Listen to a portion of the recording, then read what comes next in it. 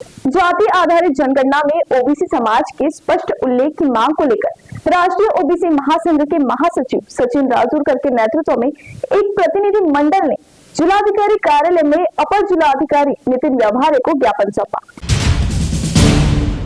जाति आधारित जनगणना में ओबीसी समाज के स्पष्ट उल्लेख की मांग को लेकर राष्ट्रीय ओबीसी महासंघ के महासचिव सचिन राजूरकर के नेतृत्व में एक प्रतिनिधि मंडल ने जिलाधिकारी कार्यालय में अपर जिलाधिकारी नितिन व्यवहारे को ज्ञापन सौंपा। केंद्र सरकार द्वारा अनुसूचित जाति, अनुसूचित जनजाति के साथ साथ ओबीसी की जाति आधारित जनगणना की घोषणा की गई थी। इस संदर्भ में 22 जनवरी को राजपत्र जारी कर जनगणना से जुड़ी 33 सूचियां प्रकाशित की गई। इनमें 12वें क्रमांक पर अनुसूचित जाति और अनुसूचित जनजाति का स्पष्ट उल्लेख किया गया है, जबकि अन्य वर्गों के लिए केवल अन्य शब्द का उपयोग किया गया है। ओबीसी समाज का नाम स्पष्ट रूप से शामिल न किए जाने से जाति आधारित जनगणना को लेकर भ्रम की स्थिति निर्माण हो गई है। राष्ट्रीय ओबीसी महासंघ के महासचिव सचिन राजूरकर ने आरोप लगाया है कि केंद्र सरकार ने ओबीसी समाज के साथ विश्वासघात किया है। उन्होंने कहा कि देश भर में लंबे समय से जाति आधारित जनगणना की मांग की जा रही थी। संसद में विपक्ष के नेता ने भी इस मुद्दे को उठाया था और यह तर्क दिया था कि देश के विकास में किस वर्ग का कितना योगदान है, यह जानने के लिए जनसंख्या का वास्तविक आंकड़ा सामने आना जरूरी है। इसके बाद 30 मई 2025 को हुई केंद्रीय मंत्रिमंडल की बैठक में देश में जाति आधारित जनगणना कराने का निर्णय लिया गया था।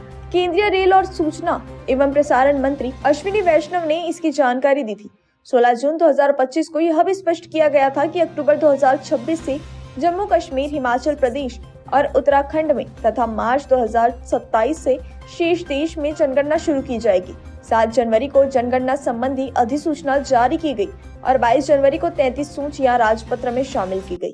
इन सूचियों में घर संख्या, परिवार विवरण, आवास की स्थिति, पेयजल, बिजली, शौचालय, टीवी, इंटरनेट, मोबाइल, वाहन सहित कई जानकारियां शामिल है। हालांकि 12वीं सूची में अनुसूचित जाति और जनजाति का उल्लेख है, लेकिन ओबीसी समाज का नाम कहीं भी स्पष्ट रूप से दर्ज नहीं किया गया है।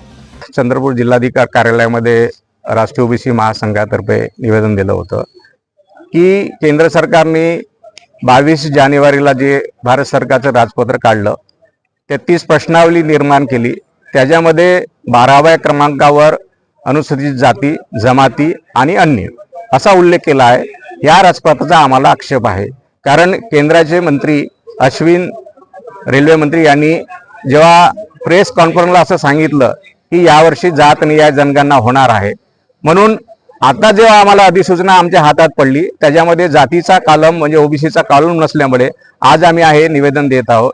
या व्यतिरिक्त केंद्र सरकारने जर लवकरात लवकर याच्यावर ॲक्शन नाही घेतली तर देशभरात राष्ट्रीय ओबीसी महासंघ आंदोलन केल्याशिवाय राहणार नाही।